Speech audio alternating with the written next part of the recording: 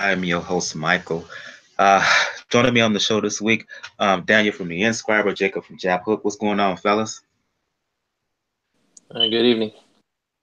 Sorry, Mike, Daniel, I had to mute your mic a little bit of background noise there. My apologies for those who are new to Pound for Pound Boxing Report, Pound for Pound Boxing Report, live YouTube show, podcast, as well as blog discussing all things boxing. The motto is when boxing is good, we will talk about it. When it's bad, we will talk about it. Bottom line is, if it concerns boxing, we will talk about it. If you want to find out all information regarding Pound for Pound Boxing Report, the blog page, is the place to go to. P4P Boxing Report .wordpress.com. It's the link. You check the right of the page, you'll find links to our pages and our channels on Facebook, G Plus, YouTube, Twitter, Tumblr, as well as links to where to listen to the show on iTunes, SoundCloud, Google Play Music, Stitch Radio, Player FM, as well as Mixcloud. Let's get the show started this evening. Sorry for starting the show late. It took place in a debate over on BWTM Sports. Shout out to brother Ingram Rodell on BWTM Sports. A debate about Lomachenko Rigondeaux bout coming up. So I had to do that and then jump on here and get the show. Anyway, let's get things started. Doing a recap of what down this past weekend. Headline bout is final bout for Miguel Cotto. Took place Saturday night at Madison Square Garden, the big room. Fought Sadam Ali, and surprised too many, including myself, because I thought Cotto would win and win rather easily. Sadam Ali, he stepped it up. Upset Cotto over 12 rounds, 116, 112 on one scorecard, 115, 113 on the other two scorecards. Look, Cotto suffered an injured bicep. I believe it was a torn left bicep. I was going to have surgery coming up soon. But that doesn't take away from Ali because he boxed well throughout. He was the younger guy. He was the quicker guy with the hands and feet. And bicep injury aside, that didn't have anything to do with Miguel Cotto's chin, because particularly early in the bout, every time Ali seemed to land a solid shot on Miguel Cotto, he got his attention. Buckled him twice in the first half of the bout. Cotto came on, but just wasn't enough at the end of the day. I'll go to you, Jacob. Your impressions of the fight, were you just as surprised as I and many others were? Yeah, I think I had picked Cotto to win. I thought he would win pretty comfortably, but yeah, Ali came in with a good game plan. Used a lot of movement. Used his speed, which was pretty apparent that he was way faster than Cotto. And he was landing a lot of good shots, overhand rights, and things of that nature. And so, he was, like you said, he was able to hurt Cotto, I think, in the second round, and again later on in the fight, a couple times, and wobble him a little bit. And props to Miguel Cotto. I mean, he's not the young fighter that he was, but he was able to still kind of stay in the fight, even though Ali won the fight, and I believe he did win the fight. But I'm sure it's not the way he wants to go out on a loss, but we'll see. I mean, a lot of these guys retire and then come back. Cotto's been pretty adamant that he's not going to be that, but you never know. We'll see how his promotion. I think he's involved with Oscar and doing promotions in Puerto Rico through that company, and we'll see what's next for Ali. I know they said that they wanted to maybe avenge that Vargas loss.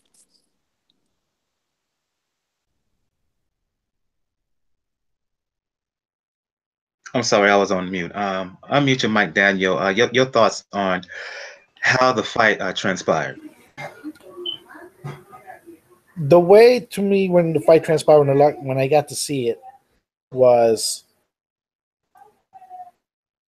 you could saw the signs that Miguel Cotto was going to have problems with Ali just based on hand speed, and it's a problem he's always had with fighters that have better hand speed than him. What really surprised me was that Ali showed that he could hurt Cotto in the second round. because he did it with two right hands. One right hand got Cotto's attention, and the second one is the one that wobbled him. And then he hurt him again. Heard him get him a left hook, I think in the fourth or fifth round. And then again in the later rounds, he hurt him again. I think to me, if Cotto would not have gotten that injury, he most likely would have figured out the timing a little bit better, like he was doing in the fifth or sixth round. He probably would have gone probably won by a fairly sizable margin, because then he would have been able to time Ali and took him out of his rhythm. But Ali, like I said, Ali showed patience a little bit too much, because there were times where Cotto was hurt. And normally guys, when they see somebody go hurt, they go in for the kill. Ali was a little bit hesitant on that. I think mainly because he respected Cotto's left hook so much that if he thought he was going to bum rush it, he might get a left hook in and then end my night. And he was still open to some of the right hands that Jesse Vargas also hit him with, and ultimately him losing to Jesse Vargas too. But he showed patience. He showed he was in pretty good condition, and it showed that judges got it right. Technically got it right. It was a close fight. Ali pretty much came out a little bit victor because he came out a little more spry. Now, we all know Cotto did get injured, 7th round. Torn bicep. You could tell right afterwards when you look at the footage just how red that area is. So it was a good fight. It was a very entertaining fight. I think we were kind of expecting one of those last hurrah fights where the old champion just dominates somebody that's too green for their own good so they can go out on top. And it turned out to be a fun, entertaining fight. And it worked well for almost all parties involved. Cotto went out with a loss, but he fought on his shield. He fought on his terms. Golden Boy still has that title under their banner. Sadam Ali builds his confidence back, and maybe he starts to rebuild his reputation in New York.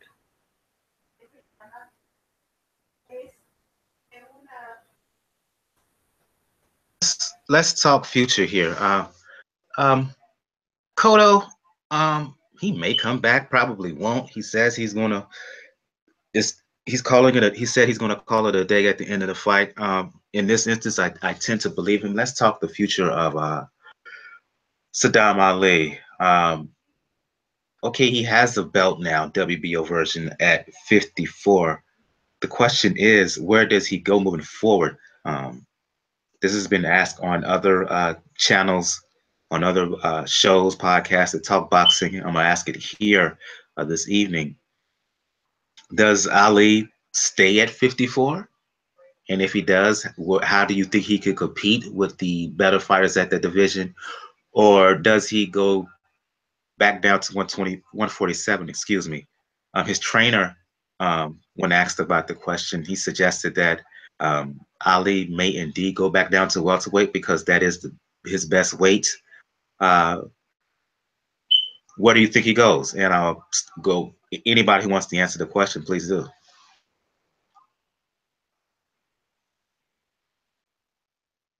Unmute your mics, gentlemen. Yeah, I mean, he's a belt holder now, so I would tend to think that maybe he would want to stay, stay at that weight. But I'm not sure that I wouldn't put him as a top contender at that weight. But 147 also has a bunch of people there too. But if I was gonna, I guess advise him, I would see if he can go back to 147 because I think he would be better served there. But it really is going to rely on what kind of options does he have at either weight. With the Golden Boy PBC kind of feud going on still. I mean, there's a lot of fighters at both 147 and 154 that are with that banner.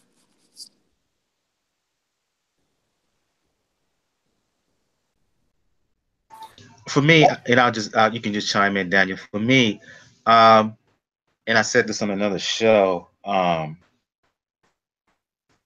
It's kind of a paradox on Dan the Man show. Shout out to Dan the Man Boxing. That is kind of a paradox because I don't think that Sadam Ali is big enough and strong enough to compete with the better fighters at 147. Charlo, Jared Hurd, Arizlandi Lara, even Julian J. Rock Williams, those fighters specifically at that weight. Isn't that 154? 154. Yeah, conversely. I might have said, I meant junior welterweight, junior middleweight. I'm sorry. Conversely, at welterweight, I don't want to be prisoner of the moment, even though he did a lot of good things in that ring against Cotto. I question whether he has the skill set to hang in there with the likes of a Spence, Thurman, DSG, Peterson, or even Bud Crawford once he officially sets foot at welterweight. So, again, the question, and you can respond, Daniel, where do you think Sadam Ali goes from here? Well, if you want to take out the political aspects of it, it's very, very hard for him to see him going up against the champions at 154. Hurd maybe because Hurd's a little bit green. But Hurd's also a tall puncher that has a little bit of pop. So that might be an issue because remember, Jesse Vargas was a tall fighter that had a little bit of pop and that gave problems to Sadam Ali.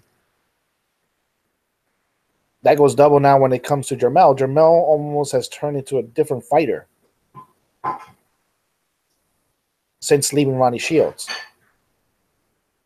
Lara will just flat out outbox him. There's no ifs, ands, or buts about that area. Now, 147 is where it may get interesting. Because, okay, obviously, you have Thurman, who's gonna be without a dance partner for a little bit. Porter, it may be a little bit difficult as far as like trying to smother him. He has to do a Kell Brook job to beat Porter. Danny Garcia's would be a little complicated. They're both almost in a way the same fighter. Neither guy does one thing really great, but they do everything good. So that's a little bit difficult to gauge. The main thing would be is that Ali has power, can carry his power with that right hand. So I think same thing with the left hook with Garcia. No way, like I said, no way in hell you ever put him with Errol Spence. And interestingly enough, this is going to go either way. If Jeff Horn is able to get out of that top-ranked Manny Pacquiao Bud bubble, that might be a decent fight to make, and they're both within the same sanctioning body. That might be a decent fight, but the fight that probably is going to gear up a lot is obviously Kell Brook at either weight, because Eddie Hearn's pretty much made known that he's going to target Sadam Ali for that belt to give to Brook. And Brook can't flat out outbox Sadam Ali. And we know he's going to be much stronger than Sadam Ali. We just don't know how his face is going to hold up after breaking both his orbital bones. And, of course, the one fight that you can tell that Sadam wants is Jesse Vargas. I think he really just wants to prove that loss was just a fluke. They could probably make it because, like, Vargas is still somewhat new.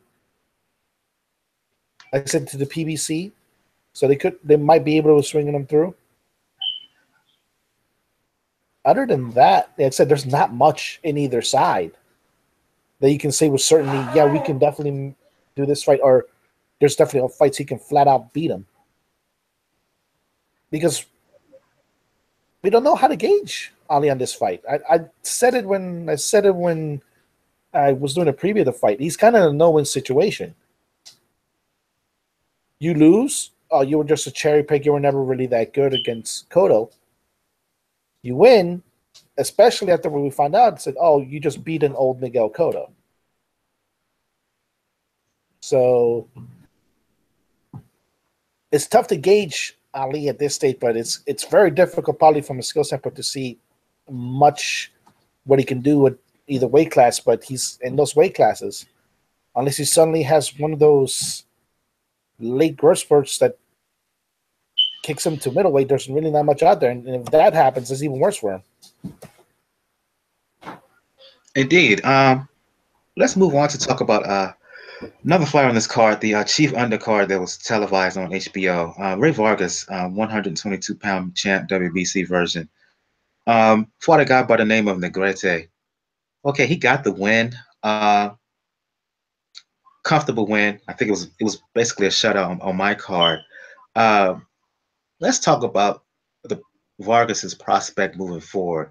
Not much to comment on the fight. I mean, he controlled throughout, won by unanimous decision across the board. Looking at the 122 landscape, can't talk about Rigo right now because he's fighting Lomachenko. We're going to talk about that fight in detail later.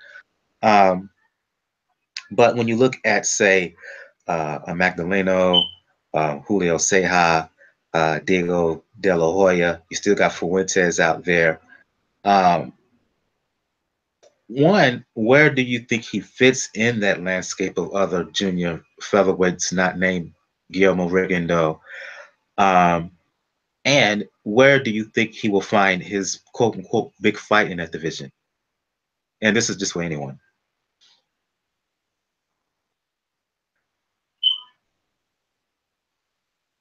$122 is difficult to gauge. Even with now, if you really just want to take Rigo out, it's tough to gauge because Magdaleno, you know there's some talent there, but you know there's some flaws. And like I said, the rest of the division really didn't look that great against Rigo.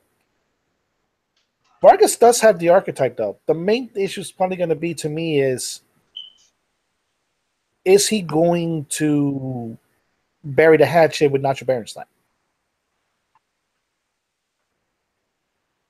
Because that fight could have been arguably the last fight those two have had. And not many really bad blood. It's just the fact that Vargas wants Nacho to be almost his exclusive trainer. Nacho, for all intents and purposes, really can't do that. So we have to see. It depends on who, if they break apart, who he gets, because he does have a good skill set. He does have good height for that division. But as Negrete showed, he can't get cut. Those were some two nasty cuts that he gave Vargas in that fight. Even though Vargas flat out dominated that fight. So it's tough to gauge right now. I would probably, like I said, I'd probably have to look to see what happens with Rigo. If Rigo moves back in, then we all know Rigo's number one. There's nobody to challenge him. Any thoughts on Rey Vargas, Jacob, and his prospects moving forward?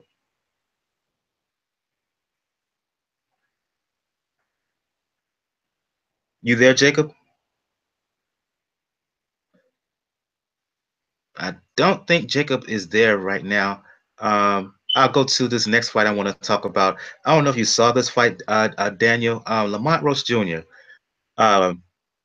The product from the DMV area, undefeated guy, kind of got a spotlight on ESPN last week on Thursday, I believe, Thursday or Friday. Fought a guy by the name of Perez, won by decision. I felt he looked good, and because I felt he looked good and I like what I saw, I want to give some focus some attention on here on pound for pound. Like to bring to the front fighters that a lot of people have not seen or seen only a few times. First time talking about Lamont Roach Jr. If you saw the fight, your impressions of him, and for me, looking forward, Daniel and Jacob, I think there's a natural rivalry there with Tank Davis, both from the same area. Both are in the same division, 130 pounds. Your thoughts on Lamont Roach Jr.? I didn't see the fight itself. I saw clips of it. Pretty decent prospect, that's it. And he's in a pretty interesting division because now we have to remember. You mentioned the natural rivalry with Tank. You also have to think about there's Tevin Farmer there now, who himself is not going to get a title shot. So it was a good showing. Like I said, it shows that he's made progress. And with 130, if you think about it, it's becoming lowered again. You have Burchell, you have Loma, you have Salido, you have Roman. You definitely said you're going to have Tank. Now you have Roach. You have Farmer. And we have Francisco Vargas coming back pretty soon. So it's going to be a fun division to look out to. And he's stepping into it at the right time to show that he's worthy of the praise that he's getting now. Let me see if Jacob there. If you're there, Jacob, unmute your mic. Yeah. I also saw the same thing. Like I saw the highlights and whatnot at first, and then went back and watched the fight. But I was impressed. And he's in an ultra competitive division, so I mean it'll be interesting to see how they move him along. But again, looking at his record and the kind of fights he's getting against kind of like seasoned guys, I think he's moving in the right direction. But of course, I'd like to see him step up his competition. I think that really, still sharpens steel in the sense that, the better his competition gets and the way we can see him react to that will kind of tell us if he's going to be, a name to watch. But, I'd be excited to see him again. Hopefully, he had, 4 fights in 2017. So hopefully he has a busy 2018. Go to some news here. Look, let me throw him out there. Adonis Stevenson, one of the bigger lightning rods of the sport. You either love him or you hate him. News dropped today. I saw, shout out to both from Truth and Facts about Boxing. He shared this news with me. One of the biggest complaints of Stevenson is that he has yet to fight his mandatory, his latest mandatory, who's been #1 contender for 2 years now, either close to it or more than 2 years. Well, according to in a news article on Boxing Scene, according to the WBC and their president Mauricio Suleiman, that organization is investigating the ongoing situation between Stevenson and his lack of mandatory defenses. Elliot Alvarez, who's his current mandatory, has been in mandatory for 2 years. Fight still hasn't happened. Step aside money here. Negotiation, bickering behind the scenes there. Bottom line is, it hasn't happened. WBC has taken plenty of heat. And because of that, Mauricio Suleiman decided to finally respond to it. I'm saying, quote, "We are addressing the issue. It's not 4 years since Stevenson has made his mandatory, and Kovalev hurt the process as well, but it's unacceptable to continue. The WBC is ruling on it soon," quote unquote, from Mauricio Suleiman. Again, I'll just open up here. Your reaction to this, the situation with Adonis Stevenson, the WBC, and the issue of quote unquote mandatory title defenses. I mean, for me, I'm not happy that he doesn't do his mandatories. and I'm not happy about the step aside. But I do think it's a two-way street. I'm not going to give Adonis complete, blame here. His team can offer a step aside money, but Alvarez doesn't have to take it. He can say, no, I want the shot. With the WBC, it's kind of, they let these things go on and these shenanigans, so they're kind of a little bit to blame in this whole situation. So don't, maybe because they're getting pressure from wherever, that now they're like, oh, well, we're going to fix this problem. In a way, they created that problem, because you don't have to, you as a sanctioning body, you should mandate that these fights happen, or, strip your champions.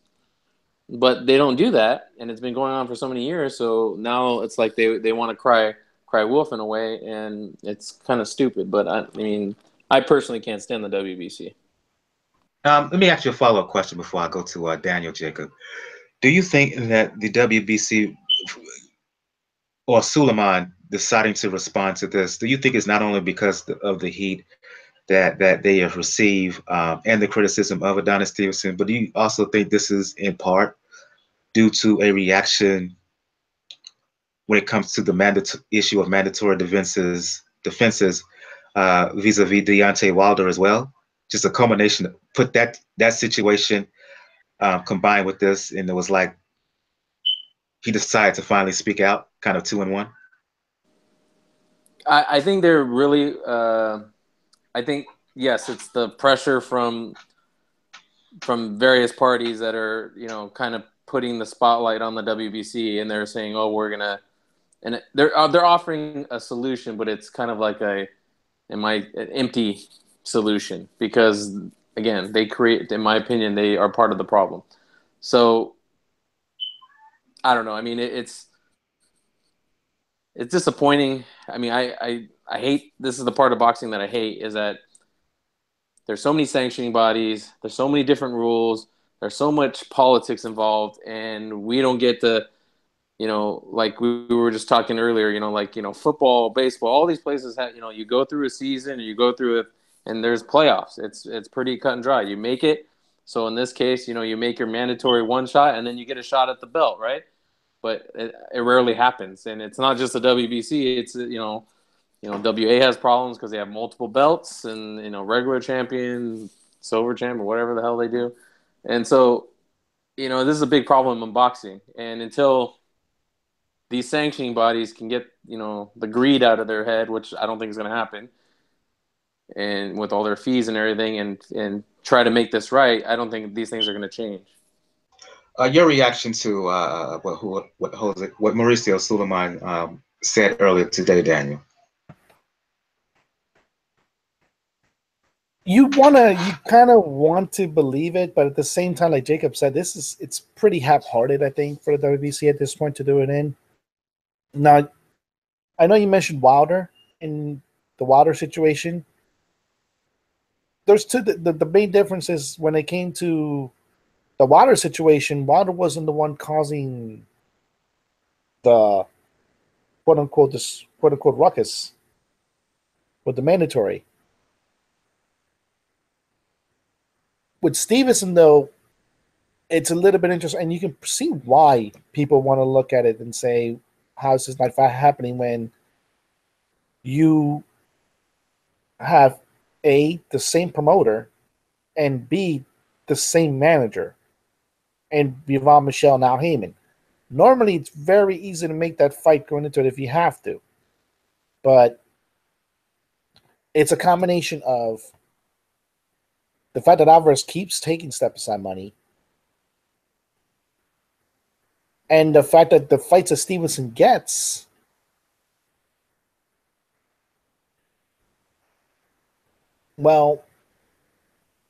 aren't that good. Let's be blunt.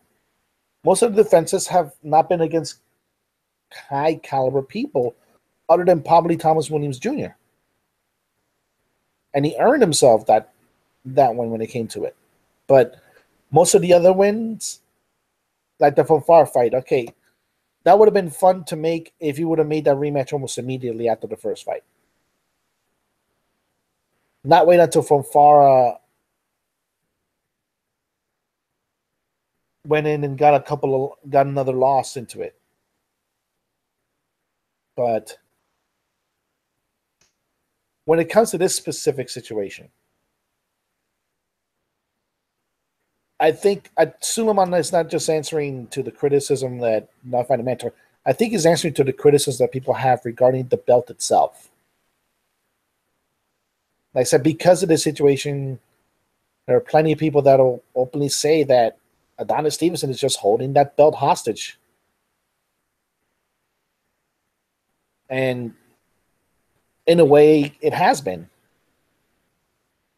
held hostage in a way. Now, he is right in the Kovalev situation. Like I said, it's one of the main things that people don't get when it comes to the Cole Stevenson Kovalev situation. When people say want to take one side or the other, both sides are at fault. Yes, Kovalev's people pushed to get a mandatory status put in. When technically you don't do that when it comes to champions from other sanctioning bodies. Only, like I said, only for them to walk out because they were pretty much scared that they were going to break off a relationship with HBO. When now Heyman did have some pretty deep pockets, but that aside, yeah, Alvarez has been for 2 years, and he's been pretty frustrated about it. And when I saw this, when he was taking steps on, I said the only way this he should even allow it is if Stevenson's fighting Badu Jack, because then Badu Jack's just exercising his right as a champion in a lower division to challenge the champion immediately in the division he goes up. That's the only way. If we somehow wind up getting another fight, if we somehow wind up getting Stevenson Pascal, we'll put it that way, Stevenson Pascal on Alvarez taking steps on money, then that's just ugliness and shame. And that should warrant an investigation now. I just hope if Suleiman's serious about this, he should start doing an examination of all his divisions. Right. Of all his divisions, because it's not just one division that's a problem with WBC, and it's not just one sanctioning body that has a problem when it comes to mandatories. The only ones that do at least an attempt to enforce the mandatories is the IBF. So if Suleiman's serious about this, like when people said he was serious about the steroid thing, he should do it throughout. He should look at all of it, 105 all the way to heavyweight. Look at the circumstances. Why hasn't mandatories happened? Or like in the heavyweight case, how could you make a fight between a number 7 number 11 guy, a fight for a mandatory,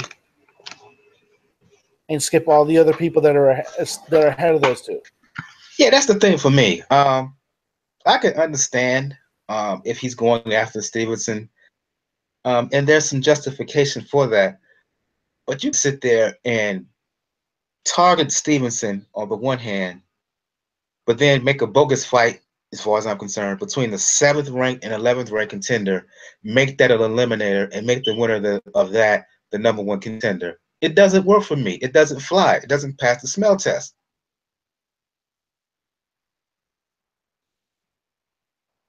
It just doesn't. Your reaction, yeah. So yeah, that's it, so I can get it, but I hear him doing that. I'm like, that's the BS. Even though he's doing it to a guy, to a fighter, I should say, that if we're gonna be honest about it, a lot of people are not fan of. A lot of people don't like. A fighter who pisses a lot of folks off. Like I said, he's a lightning rod for a reason. You love or you hate him, but it is what it is, and it's just to wait and see whether the WBC is actually serious about this. But to your point, Daniel, if you're going to focus on Stevenson, you have to focus on all of the champions within all the divisions who actually hold a WBC belt.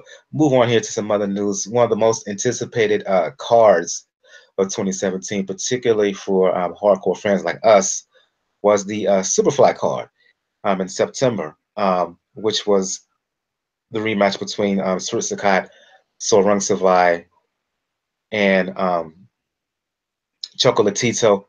You had Estrada and Quadras, and you also had the U.S. debut of Naoya Inoue. Well, there's been discussions of a follow-up for that for 2018 Superfly 2. When news broke last week, actually during the Cotto Sadam Ali bout, that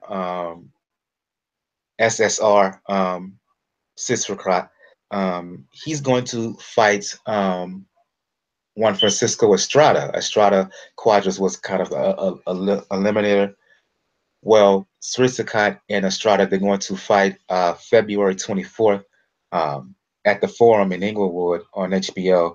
And the other exciting news for me is that Naoya Inoue, who's going to have a title defense at the end of the year on the 30th, I believe, should he be successful in that title defense, he's also going to be added on the Superfly 2 card. And it looks like we may see either Gerbo Nakanyas, who has the IBF belt, and the WBA champion, his name escapes me right now, on that card as well. Looks like we may have a Kanyas for sure, but we may have,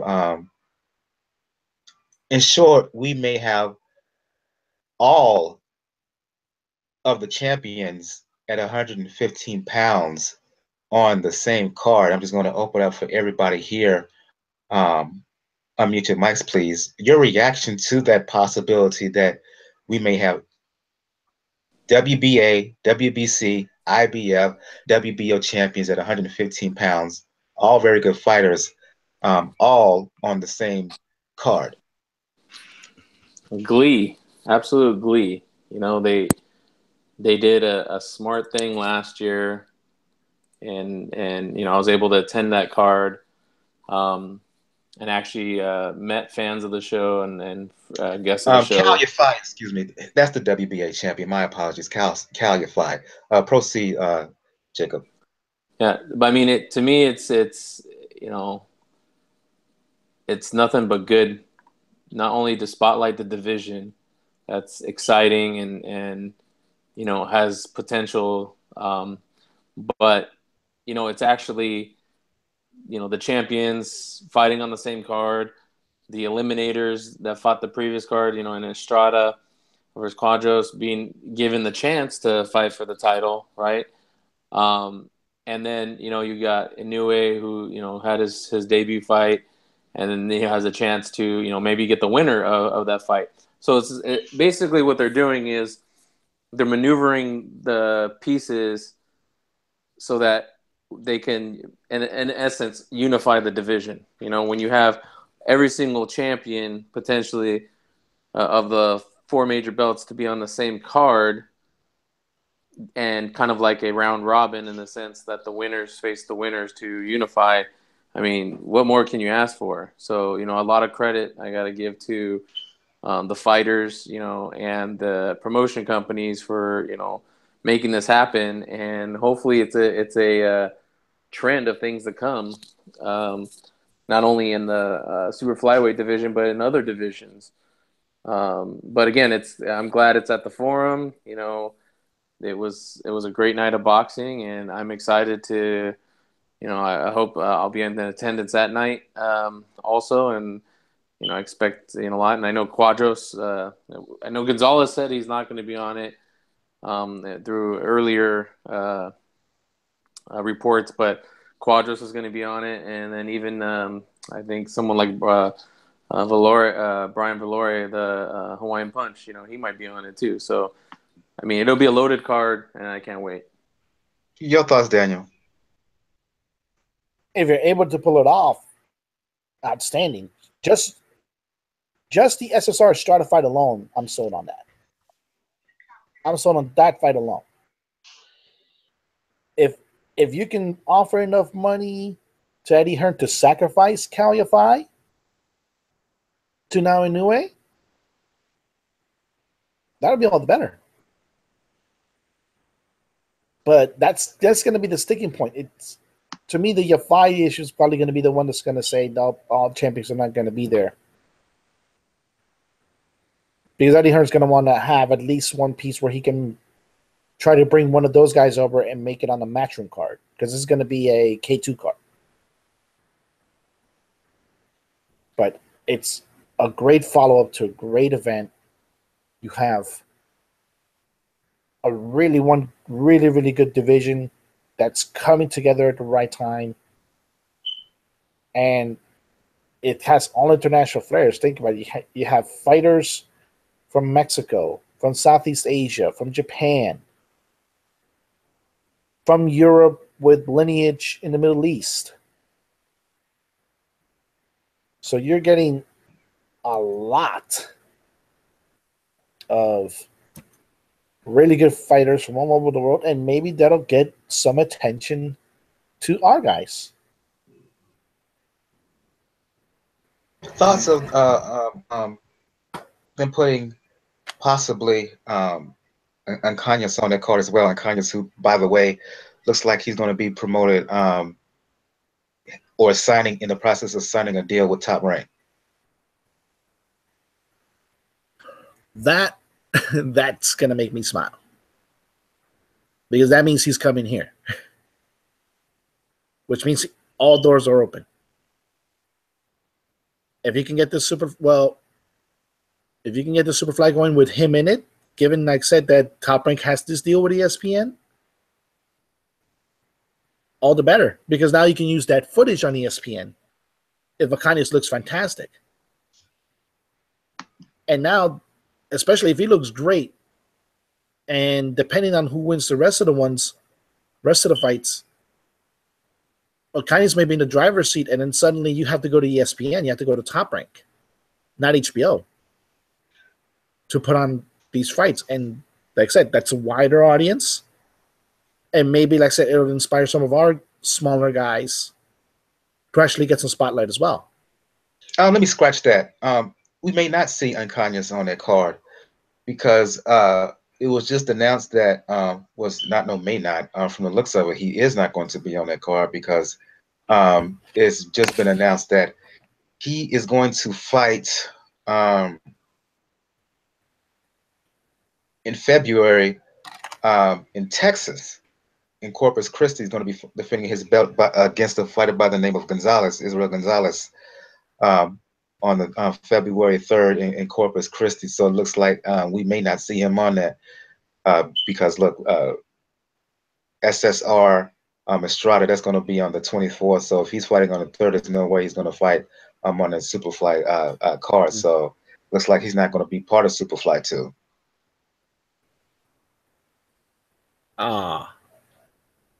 Well, you can't get all at once. Well, like I said, then there's a very high chance that Yafai is not going to be there either.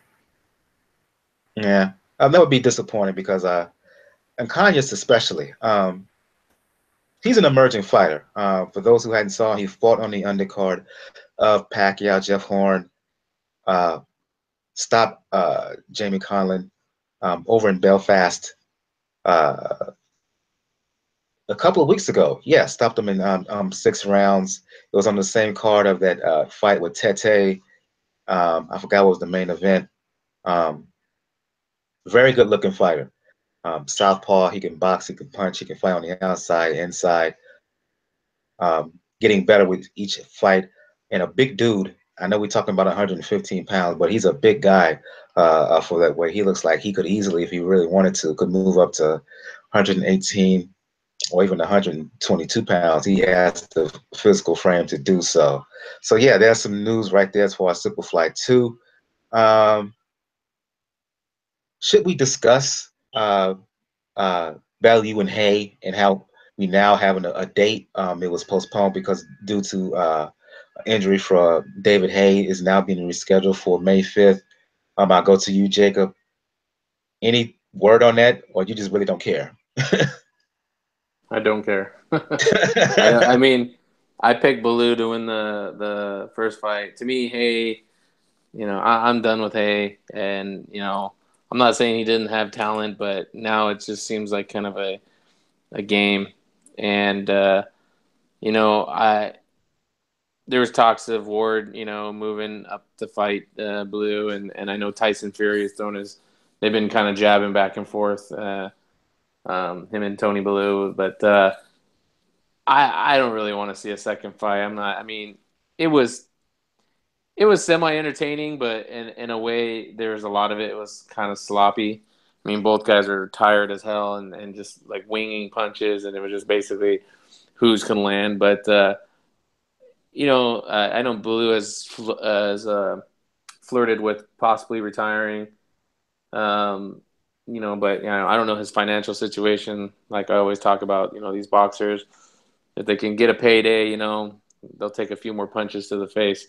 But I'm not interested in seeing it, so I'm not really, if it happens, it happens. If it doesn't, it doesn't. Daniel? Me personally, I wouldn't care less if this fight happened. I've seen the car crash once. All it will be is a different type of car crash. Very good description. Car crash. Yeah. Like I said, the only person that's probably going to want to see it is Eddie Hearn. Because, well, you were on that show, Mike, I think, when it was asked about the possibility of the Joshua Wilder fight. And it keeps looking like Eddie Hearn's trying to get as many UK-centric fights as possible before even looking at Wilder. And David Haye, is one of those fighters. So, and then in many ways, David Haye has to look good for him. So then he can sell the prospect of Joshua Haye, even though that was ludicrous even when Haye didn't pop his Achilles. But yeah, the only thing that's funny is you're going to pick May 5th to try to do the date. You're really going to try to do that, knowing what's possibly going to happen on that day? It's not the first time you've had essentially kind of a UK, US type of deal where you have a big fight in the UK and then follow up with a big fight in the US. And the fight you're talking about is potential rematch between Triple G and Canelo. Let's keep in mind now, this is going back 20 years now. 20 years, the same night as the Holyfield Tyson rematch. You had the rematch between Ben and Steve Collins. So again, this is not the first time you've had something like this happen. So I'm not surprised at that one bit. No, but the Ben and Collins was actually an interesting fight. That's the whole thing. True, but I'm just talking a proposed big fight in the UK, whether it's interesting or not. That's the deal. True. So it's happened over there in the UK, and in prior instances, there's been some other examples I just can't think of right now. But I'm not necessarily moved by that. It is what it is. Let's move on and start to. First of all, I'll give a shout out to Miss Flight Lady on Twitter, checking out the show live. Let's start shutting the show down. Gonna have a short show this week. Previewing fights that's happening. A big fight, of course, is taking place Saturday. ESPN NYC. I can't remember if it's in the Little Garden or Big Garden.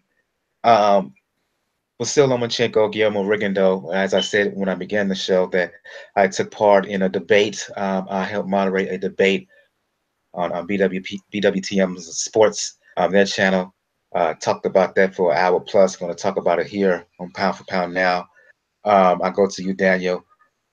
Your preview of Lomachenko, Rigondeaux, your keys. Who do you think has the advantage in what department? Talk about it. It's gonna be very difficult to gauge because on paper, yes, you have the two best amateur fighters of their generation facing each other. Now, on paper, it looks good. Now, Granted, Lomachenko's naturally the bigger guy.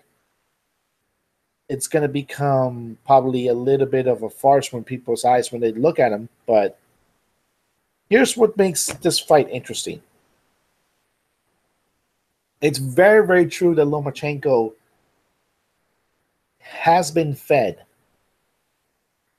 guys who are pretty much made to highlight his skill set. Guys who come forward, who are willing to get punched to get a punch. And that opens up, like I said, that opens up everything perfectly in his wheelhouse to show his skill set, his footwork, his counters. We all know that Rigondeaux is not going to do that. Rigondeaux is a defensive specialist, one of the best in-ring tacticians you will ever see in this generation. And that's going to make it tough to gauge because now Loma really has to become the aggressor. He has to lead in that fight. Because of Rigo, if you give him the impression that he can outbox you from a distance, he's going to do that all night. Now, it's also imperative on him to make sure that it looks good because right now, what Top Rank is doing to him as far as PRs, trying to paint him as, just a boring fighter. He only does his boring fights. And we all know why they're doing that. They're still mad at the fact that Rigondeaux ruined Don't Need to Donate for them. And at the end of the day, you have to brush that aside and realize that Rigondeaux can probably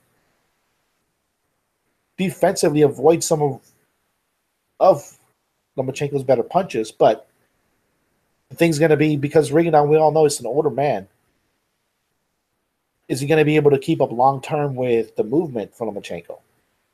That's going to be the key. But motivation-wise, despite the fact that he missed the plane for the media day that they were supposed to have on ESPN, you know that the more motivated guy is Rigo. Because this is just him in a proxy war with his old promoter, Top Rank. Now, granted that his current promoter isn't exactly, let's just say, exemplary when it comes to treatment of their clients. But probably the gauge of the fight is going to be, can Lomachenko close the ground long enough where Rigondeaux can't defend eventually, or can Rigondeaux counter from a distance and negate the footwork of Lomachenko? It would not surprise me at all, and I said it on Sunday in my show, if this winds up being a draw. If both guys wind up doing their things and it just becomes so close that you really can't give it to either guy. But this is New York, and we have seen some loopy scorecards coming out of New York within the last couple of weeks. Apologies to you, Jason Sosa. I'm sorry. But I'm pretty much saying it's probably going to be a draw, but it's going to be an entertaining fight from a technician standpoint, from a purist standpoint. And at the end of the day, it's what you asked. This is a fight for purists. This is a fight for people that really love technicians. So for those people, I think you were going to get your money's worth. Your thoughts, Jacob? I think because of a few factors, Lomachenko has the advantage on his side. Mainly, Rigo's moving up 2 weight classes. He's older. Or we don't really know how old he is, I guess you could say.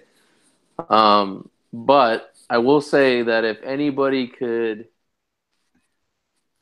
upset the apple cart, it's Rigo against Lomachenko. The other factor I think that's going to come into play is whether Lomachenko continues to do his antics that he's been doing his last few fights, where he is kind of being a little bit showboaty, and I think that's extremely dangerous against a guy like Rigo. If he does those things, then I could see a scenario where Rigo makes him pay, and maybe something that Lomachenko doesn't recover from. We also kind of, with something like the Salido fight, we've seen a side of Lomachenko where if things aren't going his way, he can get frustrated and kind of lose focus. So Rigo, being the defensive fighter and counter fighter that he is, I could see a scenario where he gives Lomachenko bouts of frustration and starts to lose focus. But I'm still gonna pick Lomo. I don't think it's gonna be a draw. I think, I mean, if anything, they'll give it to Lomachenko. Even if Rigo does, win, I think the cards it's going to be on his side, kind of similar to, like, I guess the Canelo fight, where I basically said that there was no way that Triple G would win a decision. But it's an interesting fight. I hope both fighters come with their A game. I hope they're able to put on a good, entertaining fight. But it's hard to say. I part of me wants to say it's probably going to go 12, but there could be some surprises. I mean, Rigo's been down before, and again, he's moving up 2 weight classes. Lomachenko's been fighting at this weight, and he seems like he's pretty comfortable at this, and he's been, knocking down his guys. So, I could see a scenario where he catches Rigo and does put him down, but not necessarily out. But, maybe that could be the difference in the fight. A knockdown here or there. But I would expect to see at least 1, if not 2 knockdowns. Here's the thing for me.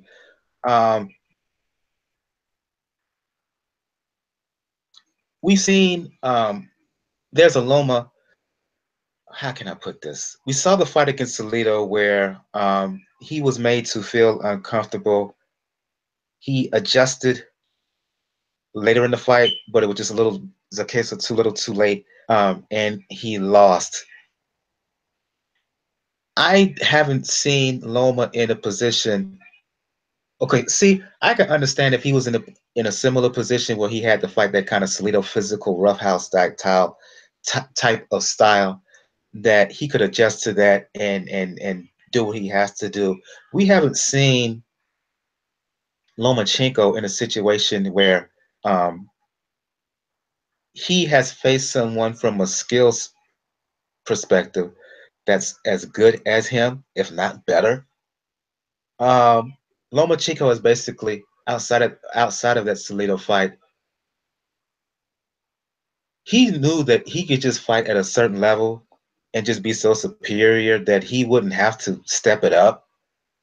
How is Vasyl Lomachenko going to react to someone that he can just do his normal thing, and he's in there with a guy that could do the similar things that he can do and do it better and take advantage of him?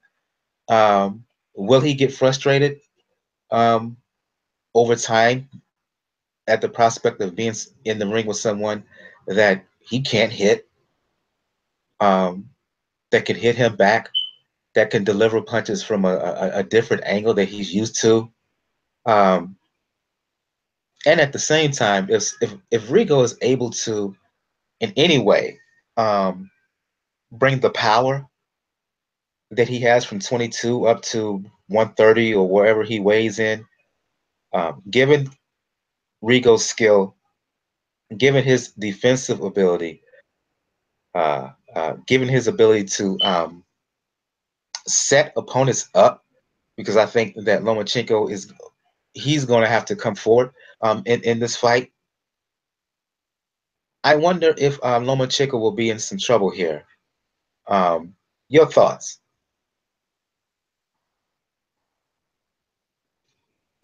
I mean, there's a chance that this could be a boring fight, though, too. Just because we say that Lomachenko has to engage doesn't mean that he will. I mean, nobody has to do anything. It could just be a match where we just see a lot of staring and a lot of feints and just, not a whole lot going on.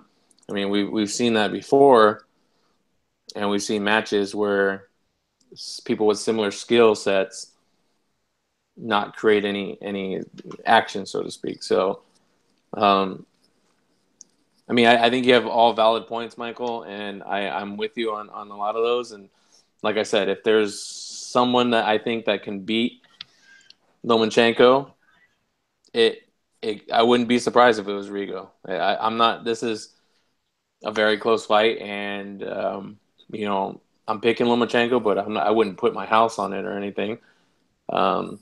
And I wouldn't be surprised if Rigo completely outclasses him and washes him. I'm asking a follow question to you, Daniel. Um, who has the greater mental advantage here? Is it Lomo because he has such confidence because he's the bigger guy, or is it Rigo because essentially his back is against the wall, given everything that has happened to him, not just in the ring, but more to the point outside of the ring, managers, promoters, organizations, blah, blah, blah. You know he's not liked. You know a lot of people, you got haters out there, and it seems like that the system is out to get him. So given that kind of motivation, who has the greater mental advantage in this fight? I think most people would probably say Loma because of that confidence. But like I said, Loma has been facing guys that are pretty much tailor-made for him. To me, like, who probably has the better mental advantage, I don't know, it's Rigo, because this is personal for Rigo. Like I said, Lomachenko's to me is, as far as Rigo's eyes, is probably just a plank, and this proxy war that he has going with Top Rank. Because after the Donaire fight, Top Rank pretty much acted like their own guy was trash. And you don't normally see promoters do that. You normally see promoters, okay, we'll move on to the next guy. This guy won. No. They went to, oh, he's boring. He's boring. And I think that grates Rigo, because we've seen fights where he can get knocked down, and that's probably the main key, and why I also say that he has a mental advantage over Lomachenko. Rigo has tasted the canvas once, and a few times actually. He's come back from all of those and won.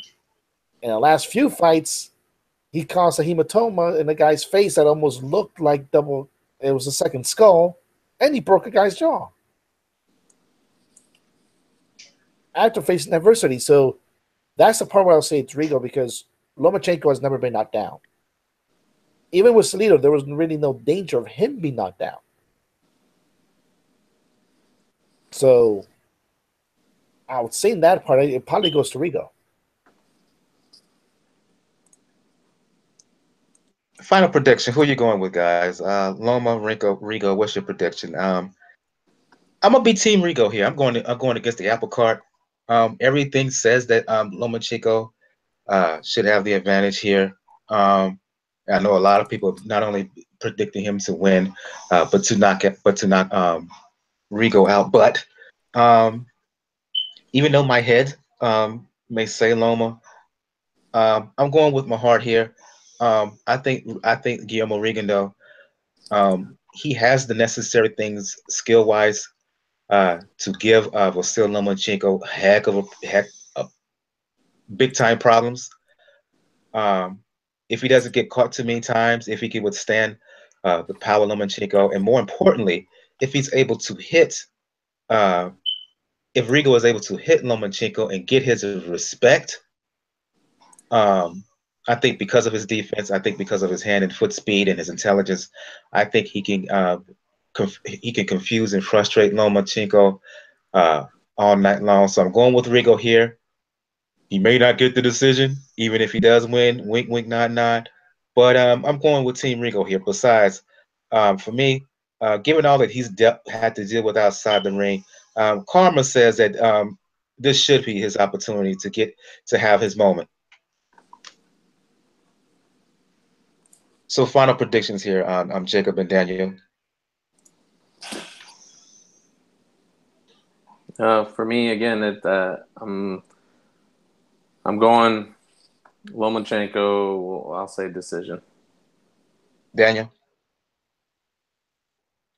Sticking with what I said Sunday, I think we're going to wind up seeing a draw. Other fights on these card.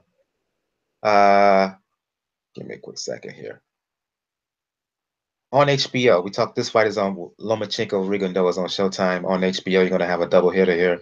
Orlando Salido is fighting Mickey Roman, junior lightweight bout, and Tevin Farmer is fighting a Japanese fighter by the name of Ogawa for the vacant IBF belt. The belt was stripped for Gervonta Tank Davis because he failed to make weight. I'll just combine two fights into one here and just open up for both of you fellas. Talk about this HBO doubleheader.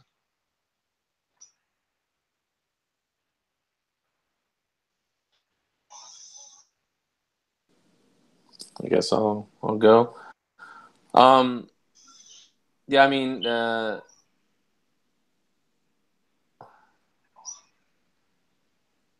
is this on the same? What card are we talking about here? This is on the same card in Las Vegas. Salido, Roman, and Tevin Farmer for the vacant belt. Yeah. I was confused there. For me, I don't know. So the Salido versus Roman is an interesting fight in the sense that, if I'm not mistaken, Salido didn't look all that great. I think he even did he get knocked down, I think, in his last fight? I think it was in Mexico or something like that. Yes, he did get knocked down. Yeah, and he got hit by a salacious uppercut, and it was kind of a surprise. And Roman is, he's a scrappy guy. I just, part of me wonders how much gas is left in the Salido tank. Like how many grueling fights can this guy have before the wheels start falling off? So I'm not gonna pick an upset, but let me say I wouldn't be surprised if Roman pulls it off. I mean, you can put Salido in I think in enough situations where it can be tough for him. And he gave Mira a tough, that was actually a really tough fight when they fought. And it should be a pretty good action-packed fight, and I think it's really going to depend on who kind of capitalizes on the other's mistakes first. And the Ogawa Farmer fight, interesting fight. Ogawa, I think this is his first fight in the States. He's been fighting in the Japanese circuit there. And I think I'm going to go with Ogawa. As much as I respect Tevin, as I respect Tevin Farmer, I do think that he's definitely beatable, and I could see a situation where Ogawa will beat him. So Salido, Ogawa will go. Your thoughts, Daniel? When it comes to Salido Roman, that's just going to be another slugfest. Like, that's a fight where that's the only thing these two guys know. It's pretty much going to slugfest. It's going to be a great, entertaining fight to watch. And Jacob did bring up one point. We don't really know how much left we can get from Salido because he's given us great performance after great performance. But he's done it so many times consecutively that eventually your body has to give out. And it may be in this case with Roman, looks like who's all action is going to bring it to you. But never really count Salido out. He's kind of almost like the Ric Flair of boxing. He is known as the dirtiest player in the game. He'll bend whatever rule he needs to bend as long as the referee doesn't see it. The Farmer fight with Ogawa, that should be the perfect fight to highlight and to negate this culture that we have in the sport where the only thing to protect is an O. Protect that undefeated record. Because Simon Farmer, he lost. I mean, he lost early on in his career, like same thing with Salido. And now he's built up a winning streak to the point where he's not going to get a title shot. He probably would have gotten a fight with Tank if Tank really didn't want to open his mouth as much. And if Farmer didn't get shot. Mm-hmm. And like I said, Adriel mentioned, and one of the all-time Good Samaritan shootings, he gets his hand shot, his lead hand shot. So that's going to be what that's going to be looking at. I'm different from Jacob here. I'm going to say that Tevin Farmer's going to win it. And that'll bring up a good fight because Tank has been trying to say that he can still make 130. But we kind of know that the money team is trying to keep Tank away from Farmer because he prevents a couple of skill set problems for Tank. But that's all the motivation Farmer needs to win that belt. And like I said, and to prove that you don't need to just have or protect a perfect record to get a chance at championships. You can lose early on and still, if you're good enough, your talent's gonna show.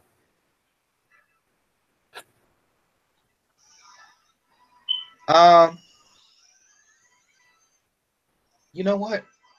I may tend to agree with you, Jacob. I think because of the wear and tear, I mean, Orlando Salido, bless him, one of the true warriors of the sport. Um, if you're not a fight fan and you're not a fan of Orlando Salido, I question whether you're a real boxing fan. Um, Entertains, yeoman's work, honest work, um, um, a truthful fighter, if you will.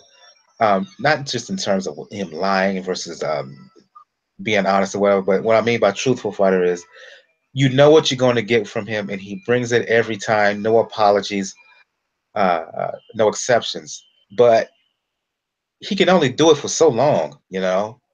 Uh, he is up there in age. He has had a lot of tough fights over the years, and he always seems to come back. But there's going to be a night where he just doesn't have it. What's the saying? Boxers get old in a fight or in a day. That could very well be the case Overnight. against overnight. Fighter Excuse gets me, right? old overnight. Overnight, right? And that could very well be the case against Mickey Roman. So while Salido was the favorite, I could very well see a scenario where Salido gets old overnight, and Mickey Roman, who's not a bad fighter at all, will take advantage and win by decision, or may even stop Orlando Salido, who does go down. It could be a situation where he goes down, and this time he doesn't recover. Farmer, Ogawa, I'm going with Farmer here. I really am. I'm going with Farmer here. Shout out to Miss Vicious Fox, aka Kate Izzle, aka Isha, the casual boxing fan. She's been on Tevin Farmer for a minute. Um, Earlier than a lot of folks, she's been talking to me about Tevin Farmer for at least 2 years, ever since she started following me on Twitter and Facebook. She's a big fan of Tevin Farmer, and I just think he's going to win it. I think he's going to win this fight. I think he's going to win it in a pretty impressive fashion. Um, Fast southpaw, not the hardest hitter in the world, but I just think he's going to have enough to defeat Ogawa. So I think he's going to win and win big here. Um, One last note on this card, and I'll just ask anyone here. Francisco Vargas is also fighting on this card. Are you surprised, given the damage he's suffered, his loss to Burchell, that he's returning to the ring in 2017? That they decided to have him back in the ring instead of just holding him out until 2018? Not surprised at all, because the 130 picture can change drastically overnight. Like I said, we may be talking about Rigondeaux possibly beating Lomachenko, and that takes Lomachenko out right now temporarily for the number one spot in the division. We know Burchell's not going to come back until March. We know Jesse Corrales lost his fight. So it's becoming a brand new landscape. And like I mentioned, Salido, we don't know how much he has left. We know Muir didn't have much left. He retired. So, and also, Dennis Shafikov is fighting on this card as well. So this is a low-key, pretty good card, particularly in the junior lightweight division. Yeah. Interesting enough, that Shafikov fight's going to be on HBO Latino. So that's going to be an interesting thing to hear. And I'm not surprised, because you want to put your guy back in there, bring in the picture, remind people who Bandito is, and put yourself in the lineup where, like I said, if it is Lomachenko coming out on top over Rigondeaux, and if Burchell does, and you get yourself lined up to get a rematch with Burchell, you might get yourself lined up for one of the other belts at 130. You might even wind up trying to position yourself to fight Tevin Farmer. So I'm not surprised. And at the end of the day, we know Mexican Pride. Like, they're not going to rest long enough to really fully heal. So it's not surprising to me that he's coming back. Part of me is happy that he's coming back, because I like the way he fights. But it wouldn't surprise me if it winds up proving disastrous. I mentioned Rigo and Loma. I mentioned the doubleheader on HBO. We also have some fights happening overseas. James DeGale finally makes his return to the ring following that pretty tough, brutal draw against Baldu Jack, a fight that many felt that Baldu Jack won. He makes his return to the ring Saturday in London against Caleb Truax. Lee Selby is fighting on the card, fighting a guy by the name of Ramirez. The interesting thing is that Showtime YouTube and Facebook have decided to stream this bout live. So I'll go to you first, Jacob. Talk about the fights themselves and the decision by Showtime YouTube and Facebook to stream this fight live. Good look, bad look, your thoughts? I mean, I'm all for, them streaming things, live. I mean, we live in a new, a new world now, where networks and whatnot don't necessarily have the control that they did, and people get their media through different means. So, I'm not a Facebook. I don't even have a Facebook account, but I mean, there's no doubt that it's popular, and platforms like the UFC and other things have done streaming. Even with like Amazon Prime, has done Thursday night streaming the football game. So there's all these different, with technology kind of progressing, there's all these different ways to, watch these things. So it's kind of the inevitable. So you'd rather I like when these places embrace it rather than try to fight against, the inevitable. As far as the fight itself, DeGale, is an interesting enigma. I mean, he kind of burst on the scene in a big way when he got that win over Durrell, and then he's had some good fights. But I agree that the Badu Jack fight, was a really good fight. But I thought he lost that fight, even though it was, I thought it was a close fight. But I'm not sure if he seems to not be the same DeGale that he was. I feel like we're coming into a situation here where he could potentially be ripe for the picking, so to speak. I mean, Badu Jack moved up in weight, so he doesn't really have to worry about him. But he's had some tough, grueling fights of late, and we'll have to see how he's recovered. I mean, it's been a good while since that fight, earlier in January this year. So we'll see how the layoff is done. We'll see how, I think he's missing a couple teeth, so we'll see how he looks. I don't know too much about his opponent, just his record, and looks like it may be somewhat of a showcase bout in the sense that looks like he's lost to Jermaine Taylor and Daniel Jacobs and Anthony Jarrell, two of them by TKO. So it should be a win from him, but we're gonna have to see how he looks. He might not be the same DeGale that we knew from before. I'll go to you, Daniel. While on the surface, it looks like this is a showcase bout for James DeGale. But Jacob has hinted at we can see some interesting developments here because you just don't know how James DeGale is physically coming off of such a tough fight against Badu Jack, where he survived as much anything else because if you really look back, he got beat up all around, and the fact that it's taken him this long to come back in the ring, that does say something. So I talk about the DeGale Truax fight as well as Lee Selby fighting on the undercard, and the what's happening with Showtime with Showtime and Facebook deciding to stream this bout. That's the part that's curious to me. I'm wondering if the Showbox International Agreement is only for broadcasting when it comes to Sky Box Office, because this fight's going to be on Box Nation in the UK.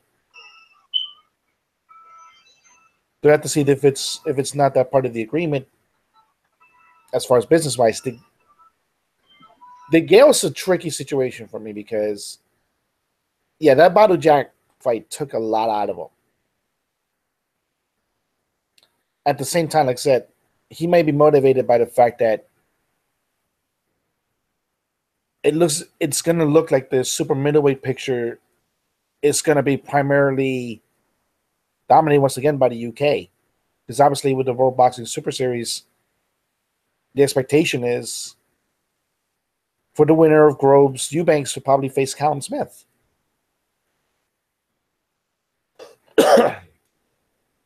And we know Eubanks has a secondary belt.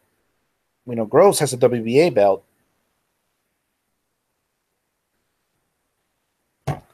And we know, I think with the WBO, I forgot who the WBO was. Oh yeah, that's right, Zerdo. So it might be completely dominated by the UK again, and he wants to prove himself to be the best fighter in the UK. So they might push him there. And Truax, he's gotten to that gatekeeper status. He does have a decent skill set, but it's never been enough to get himself over that hump in the upper echelon. Now, Jacob may be right, and the Gale that's stepping in is nowhere near the same guy as that stepped into the ring for the Jack fight, and that'll ultimately wind up. It'll show itself early. One of the good things about boxing is the truth shows herself early when it comes to these situations. Lee Selby, he has to look good because the whole featherweight division to me lost a lot of steam just based on a lot of inactivity and politics.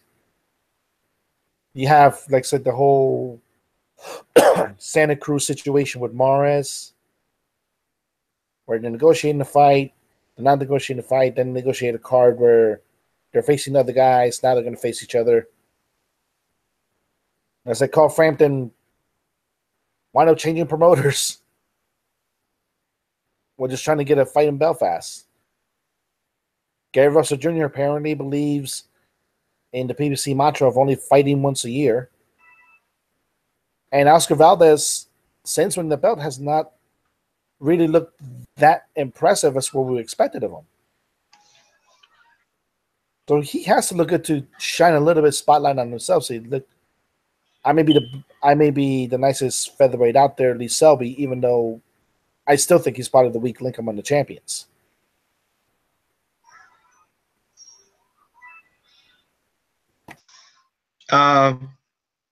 Yeah.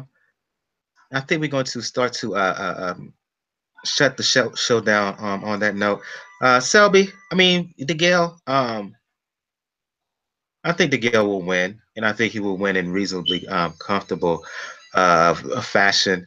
The question is, and as I said, as I asked you, Jacob, and you, Daniel, how will he physically look? But assuming he's okay, um, he has too much for Truax. Same thing for Selby here.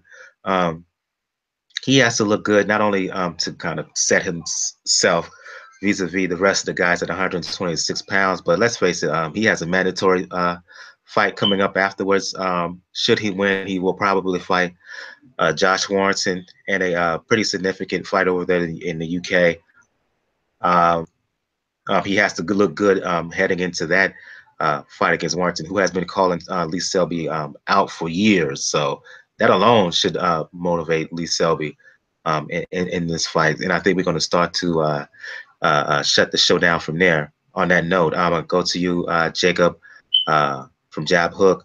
For folks who want to talk to Sweet Science or movies, let the folks know where they can find you.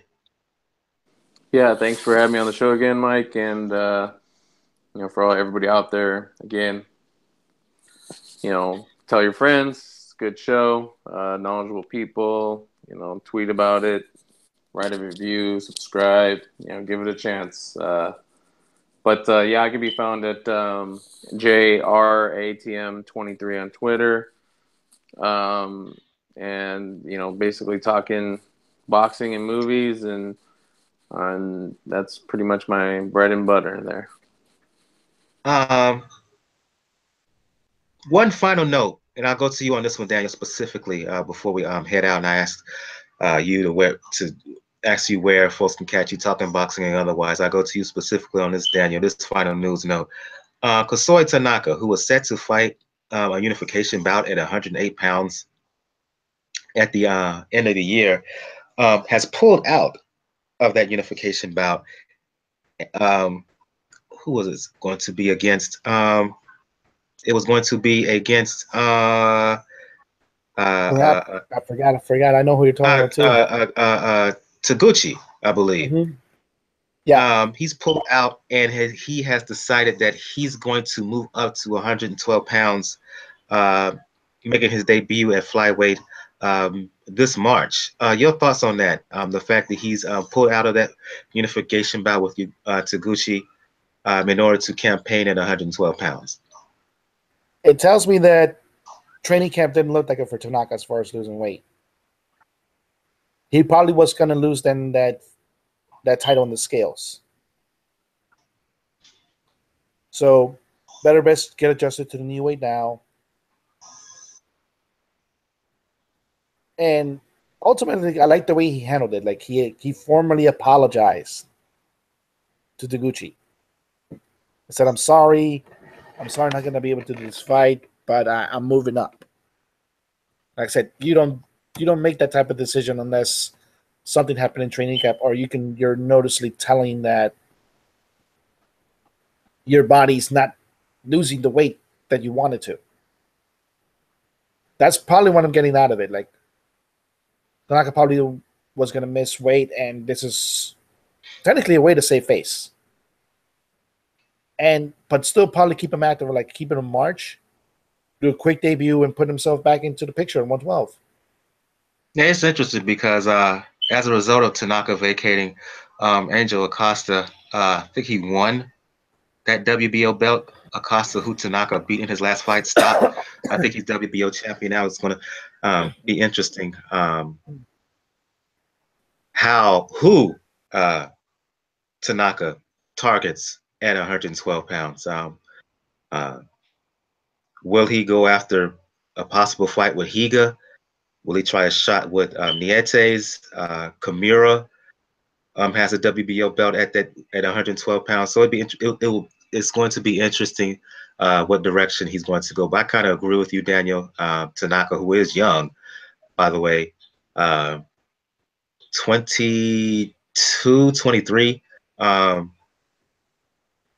growing kid. So to me, I agree with you. It seems like that he may have had some issues getting down to that division. Tanaka, who's coming off of a long layoff due to eye injuries in that win over Acosta. So, yeah, that's some news for you down at the lower weight divisions. I'll go back to you, Daniel, for those who want to talk the sweet science, for those who want to talk the NBA, specifically the Miami Heat. Let the folks know where they can find you. You can find me on Twitter at August99. You can find my work at the Instagram of Digital Magazine. We just celebrated fifth anniversary. Like I said, shout out to Editor-in-Chief Robert Cobb. And like I said, until Christmas, we're going to be doing shows on Sundays with the good folks at FortBoxingNews.com, Joe and Francis.